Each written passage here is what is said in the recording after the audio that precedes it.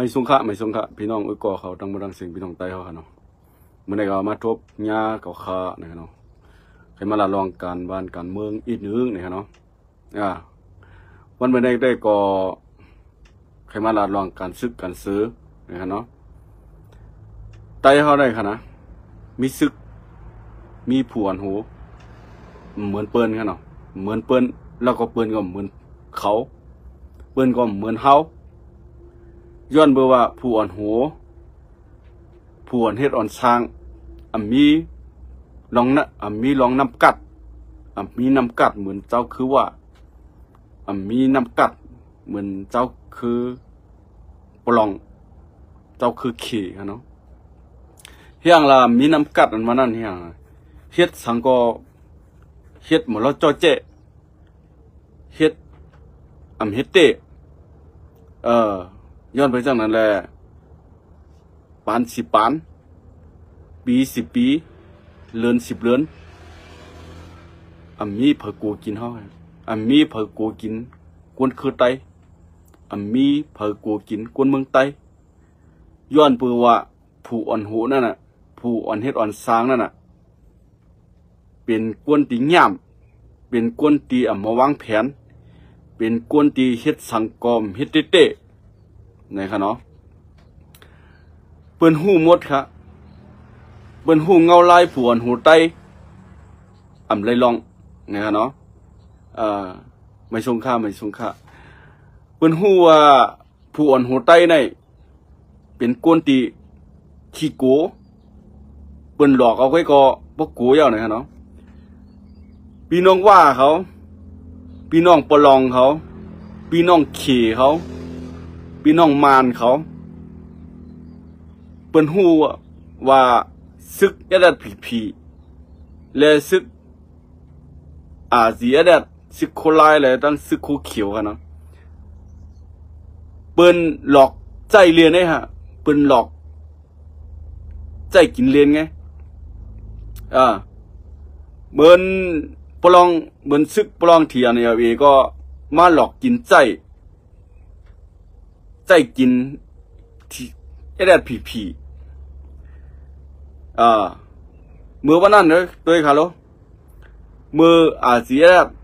มือไอ้แดดผีมือซึกลอยซึกเถียนเนี่ยอยู่จอมกันมือเมืองใต้ปอดห้องวันนั้นคณะเมื่อป่นมาหลายปีเมืองคณะเมื่อนั้นอยู่จอมกันไรอยู่กว่าอยู่มาหนังฮืบพี่น้องเถียเนี่ยเขาหนังฮือพี่น้องปลองเขาหนังฮือเปิ้นเตมีวันมีเมืองหนังฮือเปิ้นเตมีหนังดินอยู่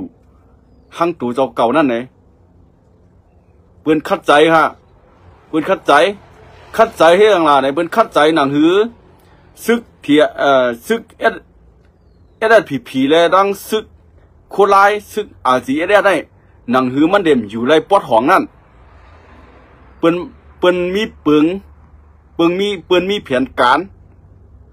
หนังฮือซึกใต้ดัง2 จุ่มเลยหนังฮือได้จังกันหนังฮือได้เอากันตายพี่น้องเทียนเขาวางแผนของซะค่ะกำไนเมืองใต้ปอดห้องไอ้ทีนั้นทีไหนได้เขาได้อุบเปิงเขาได้กวนขอของเขาเนี่ยกำไนซึกโคเขียวต้องอยู่ไรฮะซึกโคไลต้องอยู่ไรครับย้อนเปื้อว่าเพียนกันพี่น้องเทียนซึกปลองนั่นเปิ้นเดี๋ยวอ่านเอาเมืองก้อนขอของเปิ้นเดี๋ยวเอาเมืองก้อนขอของปลองก้อยกับซึกใต้เฮาซึกโคเขียวก็ดีซึกโคไลก็ดีซ้ำว่าเป็นเจ้าคืออ่อนไงห้ำหลุดตึกเขาห้ำหลุดยื้อเขาหลุดถอมกล้ามเขาเป็นหื้อเวลาวันเมื่อไหร่ถอมได้ดีล่ะถอมทั้งแรกต้องสู้อยู่ไรเนี่ยกวนวันกวนเมืองต้องสู้อยู่ไรเนี่ยซึกโคเขียวซึกโคไลสู้ร่วมยันดือเปิ้นเวลาวันเมื่อไหร่ย้อนเบอร์ว่าไตเฮาเนี่ยเป็นกวนใจอ่อนเป็นกวนใจพลาตาลาเป็นกวนใจเปิ้นใจง่ายเปิ้นหลอกง่ายยุ่มเปิ้นง่ายเอาปักเปิ้นถอมความเปิ้นวันเมื่อไหร่เผาตาย คู่ไล่ก็ตายคู่เขียวก็ตายก้นเมืองก็ตายแผ่นดินนั่นเป็นไผเอาเป็นไผอยู่เป็นปืนไงมาอยู่อันมือดังตึกมีซึกโคลายอยู่มือดังตึกมีซึกคู่เขียวอยู่นั่นวันเหมือนนั่นเปิ้นนั่งวนว่าตาเตวางแผนให้ตาเตเอาเมืองปลองก้อนขอได้เปิ้นวางแผนว่าตั้งซึกคู่เขียวได้ผีตั้งเฮามาโฮมมือกันเสเฮ็ดปลายหมักมีที่นั่นสู่อบเปิงที่ในเฮาอบเปิงเป็นหือล่ะกำเนิดสุดมาซึกได้ผีอยู่ในที่อันเอาเอได้หายกับก็เราก็นั่นหนังจ้าหายกว่าในกินในวงมันหนังจ้าคนวันคนเมืองอันเป็นเสือคู่เขียวก็เย้าอันเป็นเสือคู่ไล่ก็เย้าต้องเขาไหวคำแหมไปดีๆเหรออันกวนวันกวนเมืองอยู่ในปืนตีเตียนเทียนเอาอีกุ้มกำวันเมื่อไหร่เพิ่งว่าหัวก็ตายต้องเบิ้นเสียหลายลูกอ่อนก้นเท่าก้นหนุ่มมาใครตุกอะไรตุกต้องเบิ้นเสียหลายเพิ่งใครตายต้องเบิ้นเสียหลายย้อนเบอร์ว่าเปิ้นเดี๋ยวอ่านเอาแผ่นดินก้นเมืองใต้ไงย้อนเบอร์ว่าเปิ้นเดี๋ยวอ่านอุปเปิงเอาแผ่นดินในเมืองใต้ตีในจีเวียงหรือวันไหนวันหนึ่งเตียนเขาใครไล่นั่นไหนวันเมื่อไหร่ยาพี่น้องเทียนเนี่ยเขาหลอกกินหลอกใจยาเปียดยาเหรียญจ้าพี่น้องเขาว่าวันเมื่อไหร่มีคนไตเฮาเนาะคนวันคนเมืองในห้อมว้าวย้อนเบอร์ว่ามันเหลืออะไรชึกมันเหลืออะไรกองกลางมันเหลืออะไรปักปืนปืนเขาก็เป็นก้นดีทำมาหากินนะครับเนาะแต่ว่าอันเป็นซึกโคเขียวและดังซึกโคไลในถูกดีโฮมกันเสียจัดเคเอาแผ่นดินกุ้ยกามันใจวันเมื่อไหร่ซึกโคเขียวซ้ำจอยตึกจอยยื้อหนังหือปลองนั่นเจมีวันเมืองก้อนขอหนังหือปลองนั่นตีไรอยู่ง่ายกินล้มนาทีปอดห่องย้อนเบอร์จังนั่นแหละซึกโคเขียวได้เป็นเจ้าคืออ่อนได้เขาเต็มไรปีกินเขาเต็มไรยื้อเขาวันเหมือนได้เป็นหือไว้ล่ะพี่น้องเทียนี่พี่น้องชึกได้ผีซึกโคเขียวแต่ว่าสูเป็นลูกน้องรับเป้นะสูเป็นซึกไต้นะกวนเมืองไต้นะเขาอีหลูสูเต้เกาข้าก็อยู่ในนาทีปอดห้องอยู่นะวันเหมือนนั้นแต่ว่าอีหลูคนเมืองใต้เต้ก็ให้เขาจ่อยลืมไรย้อนเบอร์ว่าผู้อ่อนหัวสูนั่นผู้นางจึงในจีเวียงสูนั่นแล้วก็ผู้อ่อนเฮ็ดอ่อนช่างข้อที่สั่งของสูนั่นมันอ่ำเจอหักคนเมืองใต้มันอ่ำเจอว่าหักซึกใต้มันอ่ำเจอว่าเฮ็ดบุญตาวันเมืองคนเมืองใต้มันเฮ็ดบุญตาสุดโตมันเฮ็ดบุญตาเจ้าคือไหลเจ้าคือหนึ่งสุดยอดบนอันชูเป็นลูกน้องรับเบ้ก็ดีอันชูเป็นก้นวันก้นเมืองก็ดีผู้ที่สั่งนั่นผู้อันยิบปักเปิงในเมืองจีเวียงไหลจีเวียงหนึ่งวันไหลวันหนึ่งนั่นก้นเมืองใต้เฮาสุ่มหูตันค่ะก้นเฮาไหนซึกใต้เฮาไหนผู้อ่อนหูใต้เฮาไหนสังเกตว่ามันหักซึกใต้มันหักแผ่นดินใต้มันหักก้นวันก้นเมืองใต้ไหนมันดีใจก้นซึกใต้ขึ้นปีกินก้นเมืองใต้มันฮีใจซึกใต้ขึ้นเอาก้นเมืองใต้ตายละพี่น้องใต้เฮาต้องบ้วนกันไงกะพี่น้องใต้เฮาต้องทัดช่างดีไงกะย้อนไปจังนั้นแหละปอเฮาเมเฮาตึกใครลอกหน้าเฮาพี่น้องชื่อคือเฮา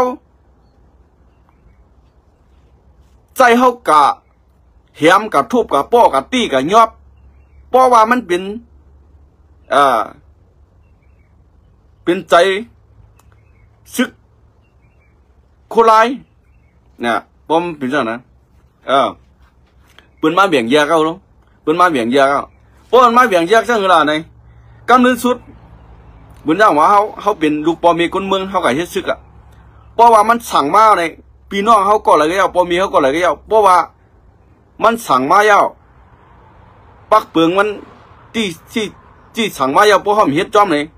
เขาก็ตีเลยตายกันจ้าเขาก็ตีเลยญาตามมันไว้ย้อนไปจากนั้นน่ะพี่น้องคนเมืองไทยเขาในซุมมาป่าน10 ป่าดาวปี10 ปีเอาไตในมันเกิดมาทิกๆเลยมันหมอมวยแกสังเกตว่ามันมวยกับมันมวยอะวะย้อนไปจากนั้นน่ะใครว่าได้ลูกน้องทับเป้